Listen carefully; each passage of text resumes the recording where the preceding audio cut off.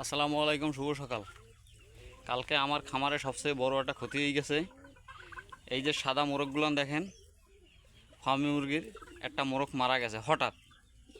জানি না কী কারণে মারা গেছে, হঠাৎ মারা গেছে।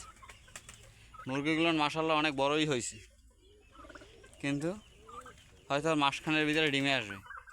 কিন্তু কী কারণে মারা গেছে, দুর্ভাগ্যকর, আমি জানি না। আমার কপালটাই খারাপ। তার খামারে কালকে আরও একটা হাঁসের বাচ্চা মারা গেছে, একটা কবুতর উড়ে গেছে। হ্যাঁ, মুরগা আর ওই দেশি মুরগিগুলো কয়টায় ডিমে আসছে। এখানে কবুতরের নিচে নেমে গেছে খাবারের জন্য।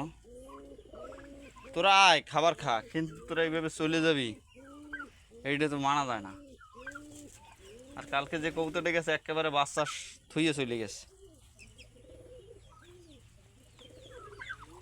এখানে মাশাল্লাহ, এই হয়েছে আমার খামারের রাজা, আর এই হচ্ছে রানী। রানী 16টা ডিম পারছে, এখন উমে আছে। আর এ নিয়ে তো এখন দিন দিন হিংস্রই উঠতে আছে। কয়দিন পরে বাচ্চা ফুটবে, এখন খুব হিংস্রই উঠতে আছে। আর এইগুলো যে টার্কি মুরগি, আমার খামারের ছোট ছোট মুরগি আনছিলাম, মাশাল্লাহ এখন ভালোই বড় হয়েছে।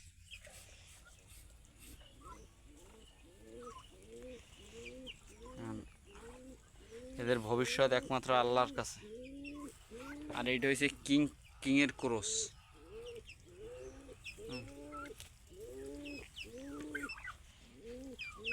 স্বপ্নটা তো অনেক বড়, কিন্তু কাজ হবে কি। আর এইটা হয়েছে এই 25 দিনের মুরগির বাচ্চা। এইটা গরু দুটো কম আসছে, এই সাইডে আরও বেশি আসছে।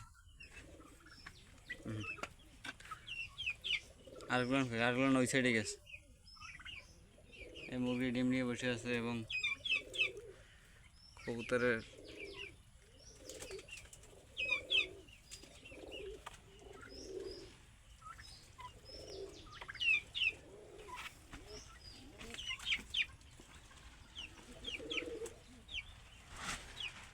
তাহলে দুঃখের বিষয় হয়েছে আমার এই যে খোপের কবুতরটা চলে গেছে। কবুতরটা বাচ্চা হয়তো 2-1 দিনই ফুটবে, কিন্তু এই কবুতরটা চলে গেছে।